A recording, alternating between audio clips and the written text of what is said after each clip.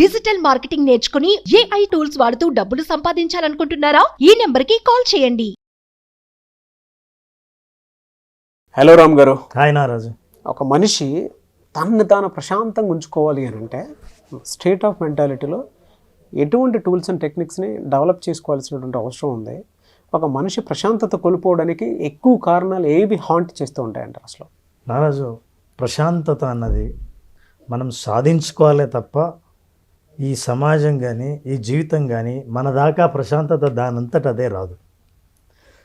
మనకు బయట జరిగే సంఘటనలు అనుభవాలన్నీ వాటి శక్తి 10% అయితే దాన్ని కంట్రోల్ చేసుకోగలి అర్థం చేసుకొని మేనేజ్ చేయగల శక్తి మనిషికి 90% ఉంటుంది. ప్రశాంతంగా ఎవరుండరంటే 90% బయట పరిస్థితులే కారణం.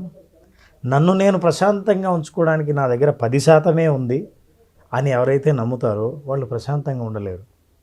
వీళ్ళు ఇంకా నేను 10% అంటే ఎక్కువ చెప్పాను, కొంతమంది నా చేతిలో ఏమీ లేదనుకుంటారు. సో ఏ పరిస్థితి అయినా తన చెయ్యి దాటిపోతుందని, నేనేమి చేయలేకపోతున్నానని, నిర్ణయాలు ఏది తీసుకోలేకపోతున్నానని, నేను ఏదైనా చేద్దాం అనుకుంటే అవి నాకు అనుకూలంగా పనులు జరగట్లేదని, మనుషుల్ని నమ్మేటప్పుడు ఎవరిని నమ్మాలో తెలియక ఎప్పుడూ అనుమానంతో ఉండి తన మీద తనకే సెల్ఫ్ డౌట్తో ఉండి ఉన్న వీళ్ళెవ్వరూ ప్రశాంతత సాధించలేరు. ప్రశాంతత పోవడానికి ఇంకా ప్రధాన కారణం ఏంటంటే తన ఆలోచనలు భవిష్యత్తులో కానీ గతంలో కానీ ఎప్పుడు ప్రయాణిస్తూ ఉంటాయి. భవిష్యత్తులోకి ప్రయాణించినప్పుడు ఆందోళన, నాకు పెళ్ళి అవుతుందా, జాబ్ వస్తుందా, నేను ఇది సాధించగలుగుతానా, అసలు ఇది నా వల్ల సాధ్యమేనా అనేది భవిష్యత్తు. గతం, అలా ఎందుకు జరిగింది, అనవసరంగా ఆ అమ్మాయిని ఎందుకు ప్రేమించాను, అప్పుడు నేను ఈ నిర్ణయం తీసుకోకుండా ఉంటే బాగుండేదే, అక్కడికి ఎందుకు వెళ్ళాను, గతం. ఇది ఒత్తిడిని తెస్తుంది. ఎప్పుడైతే మనసు భవిష్యత్తులోకి గతంలోకి ఎక్కడ ప్రయాణించినా భవిష్యత్తులో అయితే ఆందోళన, గతంలో అయితే ఒత్తిడి ఉండి వర్తమానంలో జీవించడం మాత్రం మర్చిపోయిన వాళ్ళు ప్రశాంతంగా ఉండలేరు. మనిషి జీవితం అన్నాక ఎన్నో సంఘటనలు, ఎన్నో అనుభవాలు, ఎన్నో ఆలోచనలు వస్తూనే ఉంటాయి. ఈ ఆలోచనలన్నీ మేఘాలు ఎలా వచ్చిపోతుంటాయో అలాంటివి. మనం ఆకాశంలోకి చూస్తే మేఘాలు ఒక్కొక్కసారి ఒక్కొక్క షేప్లో కనిపిస్తాయి. అరే, పక్షి ఉన్నట్టే ఉందే, ఏదో జంతువు రూపంలోనే ఉందే మేఘాలని అని పక్కవాడికి చెప్పి ఇలా చూడు అని చూసేలోగా రూపం మార్చుకుంటుంది. అలా రూపం మారిపోతూ ఉంటుంది. మన ఆలోచనలు కూడా మనం ఆగి ఆలోచించినప్పుడు ఈ ఆలోచన అంటే నెగిటివ్గా ఉంది, నాకు నెగిటివ్ థాట్స్ వస్తున్నాయే అని ప్రశాంతత కోల్పోయిన వ్యక్తి అర్థం చేసుకోలేని నిజం ఏంటంటే ఇవి పాసింగ్ క్లౌడ్స్, ఇవి ఆకాశంలో కదిలే మేఘాలు లాంటివే తప్ప ఇవి ఎప్పుడూ ఉండవు. ఈ ఆలోచనల్లో మనకు వచ్చే ఈ రాగద్వేషాలు ఏవైతే ఉన్నాయో, మనిషికి జీవితంలో ప్రతి భావాన్ని మన మైండ్, మన బాడీ ఫీల్ అవుతూనే ఉంటుంది. ఎప్పుడైతే ఆ ఎక్స్ట్రీమ్ ఎమోషన్స్ని టచ్ అయ్యారో దాన్ని ఫీల్ అవుతూ పోతే మీరు అక్కడే ఆగిపోతారు. ఇవి మేఘాల్లాగా వాటిని ఆస్వాదించి అబ్జర్వ్ చేస్తే అవి ఆలోచనలాగే వచ్చి వెళ్ళిపోతాయి. ఆలోచన ఫీలింగ్గా, ఫీలింగ్ ఎమోషన్గా, ఈ ఎమోషన్ నుంచి పుట్టే ప్రవర్తనలు అప్పుడు ప్రమాదకరంగా ఉండి మనిషి ప్రశాంతత కోల్పోతాడు. అన్కంట్రోల్డ్ అయిపోతుంది. బిహేవియర్ అయితే ప్రశాంతత కోల్పోయిన తర్వాత దేని మీద ఇంట్రెస్ట్ ఉండదు, పని మీద ధ్యాస ఉండదు, ఏకాగ్రత తప్పిపోయి ఉంటాము. దానితో పాటు ఏదన్నా చేద్దాము అనుకున్నటువంటి ఆలోచన వచ్చినా మోటివేషన్ ఉండదు. మీరు ఇలాంటి పరిస్థితుల్లోనే బిహేవియరల్ ఆస్పెక్ట్ అలా ఒక్కొక్కటి చేంజ్ అవ్వకుంటూ వస్తూ ఉంటుంది. ప్రతి ఆలోచన నుంచి ఒక భావన కలుగుతుంది, ఫీలింగ్స్, థాట్స్, ఫీలింగ్స్. ప్రతి ఫీలింగ్ నుంచి ఎమోషన్ వస్తుంది, భావనలు వస్తాయి. ఈ ఎమోషన్ ఏం చేస్తుందంటే it will give you a decision what to make. So దీంతో ప్రశాంతత కోల్పోవడానికి కారణం ఏంటంటే నేనేం చేయాలో తెలియనప్పుడు, 4 రోడ్ల కూడలిలో దారి తెలియని వాడు నిలబడినప్పుడు మీరు ప్రశాంతతను పూర్తిగా కోల్పోతారు. ప్రశాంతత పొందాలంటే మొట్టమొదటి చేయవలసిన పనిని, నీ మనసుని ఎక్కడ ప్రయాణం చేస్తుందో దాన్ని ఎట్లయితే గాలిపటం తాడు పెట్టి గాలిపటాన్ని ఇలా లాగుతామో మళ్ళీ మన దగ్గరికి, అలా ఆలోచనలను లాగి ప్రజెంట్ టెన్స్లోకి తీసుకురావాల్సిన అవసరం ఉంది. తీసుకురావాలంటే మరి ఎలా? దూరంగా వెళ్ళిన ఆలోచనలను దగ్గరికి తీసుకురావాలంటే, గతంలోకి వెళ్ళిన ఆలోచనలు ఇక్కడికి తీసుకురావాలి, భవిష్యత్తులోకి వెళ్ళిన ఆలోచనలు ఇక్కడికి తీసుకొస్తే ఇప్పుడు ఏం జరుగుతుందో నేను ఆలోచించగలను. లేకపోతే భవిష్యత్తులో ఇంకా రాని రోజులకు సంబంధించి భయపడ్డం, గతంలో అయిపోయిన రోజుల గురించి బాధపడడం ఎక్కువ జరుగుతుంది. కాబట్టి ఆ రెండింటిని బంద్ చేసి ఇక్కడికి తేవాలి. పురాణాల్లో ఏమైనా చెప్పబడిందా సార్ దీనికి సంబంధించి? భగవద్గీత కంటే మనకు గొప్ప రెఫరెన్స్ ఏముండదు. రెఫరెన్స్లో మనిషి స్థితప్రజ్ఞత ఎట్లా సాధించాలి అనేది కృష్ణుడు ఏం చెప్పాడు? రాగద్వేషాలకు అతీతంగా భయము, రాగము, క్రోధము వీటన్నిటికీ లొంగిపోయి ఎక్స్ట్రీమ్ ఎమోషన్స్కి బానిస కాకుండా సమానంగా మనం ఎప్పుడైతే వాటిని ఆస్వాదించడం మొదలు పెడతామో అదే స్థితప్రజ్ఞత అంటే. ఒక్కోసారి ప్రశాంతత సాధించడానికి స్థితప్రజ్ఞతంత స్థాయి వైపు వెళ్ళాల్సిన అవసరం లేకపోయినా అసలు ఇమ్మీడియట్గా మీరు ప్రశాంతత ఎలా సాధిస్తారు? ఎలా సార్ అది? ఆలోచనలను ఇక్కడికి, ఈ రూమ్కు, ఇక్కడికి, నాగరాజు దగ్గరికి ఎలా తీసుకురావాలి ఒకసారి తెలుసు. ఇప్పుడు ఎవరైనా సరే ఇట్లా ప్రశాంతత కోల్పోయాను, నాకు ఆలోచన తట్టడం లేదు, ఏం చేయాలో నేను నిర్ణయించుకోలేకపోతున్నా అన్న వ్యక్తులు ఇప్పుడు మనం చేయబోయే పని చేస్తే ఖచ్చితంగా సాధిస్తారు. ఏ పని సార్ అది? సో నాగరాజు, మనం ఏం చేద్దామంటే రిలాక్సేషన్, ప్రశాంతత అంటే అదే. ఆ రిలాక్సేషన్ని ఎలా సాధించాలి? బ్రెయిన్ లెవెల్లో, బాడీ లెవెల్లో, ఫిజికల్గాను మెంటల్గాను ఆ రిలాక్సేషన్ సాధించే ప్రయత్నం చేద్దాం మనం. అలాగే. సో నా ఇన్స్ట్రక్షన్స్ వింటూ నేనేం చెప్తున్నానో అవి మాత్రం భావిస్తూ, ఊహిస్తూ, అలాగే నువ్వు ఫీల్ అవుతే నీ శరీరం, బ్రెయిన్ రిలాక్స్ అవుతుంది. ఆ రిలాక్స్ అవుతున్న వాటి సిగ్నల్స్ కూడా నీకు ఎలా అందుతాయో నేను చెప్తాను. ఓకే. సో చాలా please close your eyes, keep your back straight. Nagaraju, take a deep breath. నేను చెప్పేంత వరకు కళ్ళు తెరవకుండా నేను చెప్పిన ప్రతి మాటను అలాగే భావిస్తూ వెళ్ళు. Take a slow deep breath and breathe out. Breathe in and breathe out. Breath చేస్తున్నప్పుడు శ్వాస మెల్లిగా ముక్కులోంచి, ముక్కు రంధ్రాల నుంచి శ్వాసకోశంలోకి వెళ్తూ ఊపిరితిత్తుల్లోకి వెళ్ళటాన్ని, ఆ ప్రయాణాన్ని అబ్జర్వ్ చేయాలి.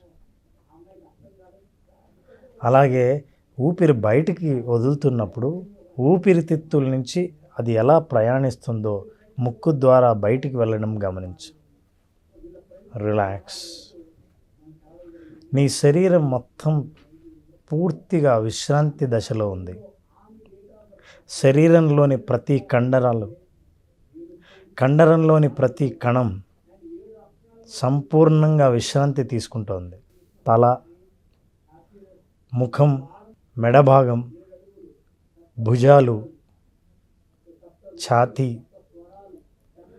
చేతులు, మోచేతులు, అరచేతులు, నడుము భాగం, పొట్ట భాగం, ఒక్కో కండరాలు నేను చెప్తున్నప్పుడు ఆ భాగాన్ని ఊహిస్తూ, భావిస్తూ మెల్లిగా తొడలు, మోకాళ్ళు, పిక్కలు, అరికాళ్ళు, ప్రతి కండరం ఎటువంటి ఒత్తిడి లేకుండా పూర్తి విశ్రాంతి తీసుకుంటోంది. శరీరం బాగా బరువెక్కితే కదలలేని స్థితిలో, కదిలించని లేని స్థితిలో సంపూర్ణంగా ఎలా విశ్రాంతి తీసుకుంటావో ఆలోచించు. ఆ విశ్రాంతి స్థితిలో ఉన్నావు. ఇమాజిన్ ఈ దశలో శరీరం మెల్లిగా స్పందిస్తోంది. అతి చిన్న ప్రకంపనలు అరచేతుల్లో రావటం గమనించవచ్చు. నిద్రావస్థకి, చేతనావస్థకి మధ్యలో నా మాటల్ని వింటూ శరీరం బాగా రిలాక్స్ అవుతోంది. Relax, relax. When you are relaxing, ఆలోచనలు కానీ, ఇటువంటి భావాలు కానీ, భావోద్వేగాలు, భావనలు, ఆలోచనలు, నిర్ణయాలు ఇవేవి మైండ్లో లేకుండా సంపూర్ణ విశ్రాంతి తీసుకునే దశలో ఉన్నావు. రిలాక్స్. జాగ్రత్తగా గమనిస్తే ఇప్పుడు నీ శరీరం సంపూర్ణ విశ్రాంతి స్థితిలో ఉంది. రిలాక్స్. సో నాగరాజు, నా మాటల్ని ఇప్పుడు మళ్ళీ జాగ్రత్తగా వింటున్నావు. ఈ స్థితిలో శరీరంలో అరచేతుల దగ్గర, అరికాలి దగ్గర